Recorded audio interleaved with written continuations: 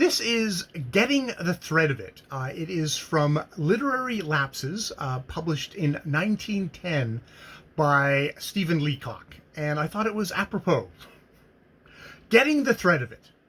Have you ever had a man try to explain to you what has happened in a book so far as he has read? It is a most instructive thing. Sinclair, the man who shares my rooms with me, made such an attempt the other night.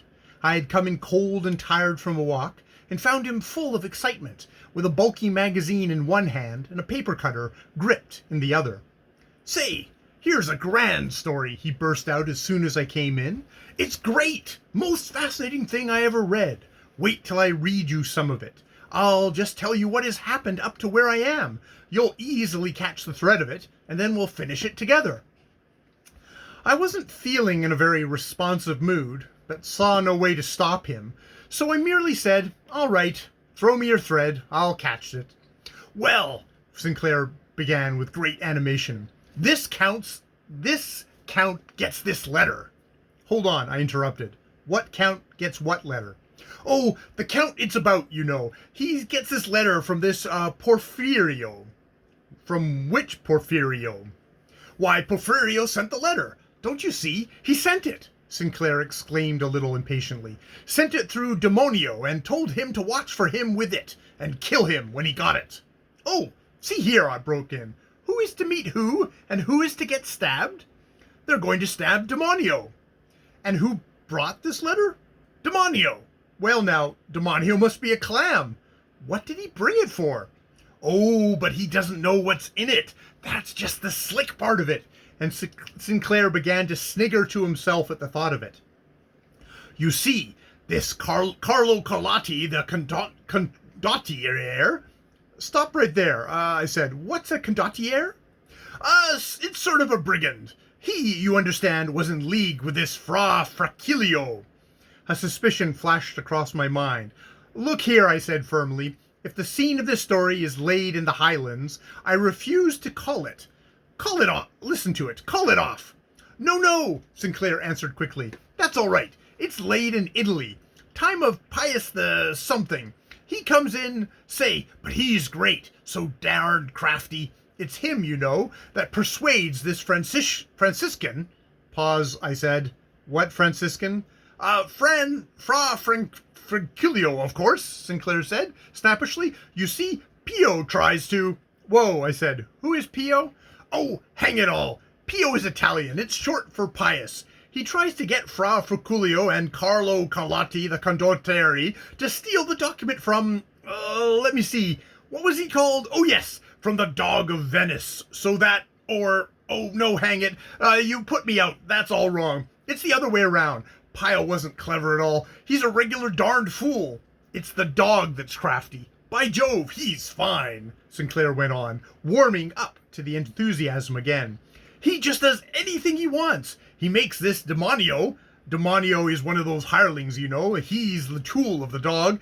Makes him steal the document off Porfirio and..." "But how does he get him to do that?" I asked. "Oh, the dog has Demonio pretty well under his thumb, so he makes Demonio scheme round till he gets old Pio, gets him under his thumb, and then, of course, Pio thinks that he thinks that he has Porfirio, has him under his thumb."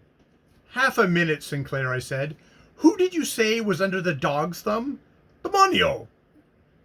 "Thanks, I was mixed up in the thumbs. Go on." "Well, just when things are like this..." "Like what?" "Like I said." "All right. Who should turn up and thwart the whole scheme but the Signora Tartara in her Demonio..." "Hull gee," I said. "You make my head ache. What the deuce does she come in her domino for?" "Why, to thwart it." "To thwart what?" "Thwart the whole darn thing," Sinclair exclaims emphatically. "But you can't thwart it without her domino." I should think not. You see, if it hadn't been for the domino, the dog would have spotted her quick as a wink. Only when he sees her in the domino with this rosier hair, he thinks she must be Lucia del Estrolio." "Say, he fools himself, doesn't he? Who's this last girl?" "Lucia. Oh, she's great," Sinclair says. "She's one of those southern natures, you know, full of Full of fun, I suggested. Oh, hang it all. Don't make fun of it. Well, anyhow, she's sister, you understand, to the Contessa Cartantara, and that's why Fra Francilio, or, hold on, that's not it. No, she's not the sister to anybody, she's cousin, that's it. Or, anyway, she thinks she is a cousin to Fra Francilio himself. That's why Pio tries to stab Fra Fraculio. Oh, yes, I assented. Naturally he would. Ah, Sinclair said hopefully, getting his paper cutter ready to cut the next pages. You begin to get the thread now, don't you? Oh, fine, I said. The people in it are the dog and Pio and Carlo Colati the Condottiere and those others that we spoke of. That's right, Sinclair said. Of course, there's more still that I can tell you about if... Oh, never mind, I said. I'll work along with those. They're a pretty representative crowd. Then Porfirio is under Pio's thumb, and Pio is under Domenico's thumb, and the dog is crafty, and Lucia is full of something all the time. Oh, I've got it mighty clear idea of it, I concluded bitterly. Oh, you've got it, Sinclair said. I knew you'd like it. Now we'll go on. I'll just finish the bottom of my page, and then go on aloud. He ran his eyes rapidly over the lines till he came to the bottom of the page. Then he cut the leaves and turned over. I saw his eye rest on the half-dozen lines that confronted him on the next page with an expression of utter consternation. Well, I will be cursed, he said at length. What's the matter, I said gently, with a great joy at my heart. This infernal thing's a serial, he gasped, as he pointed at the words. To be continued! That's all there is in this number! And that is, Getting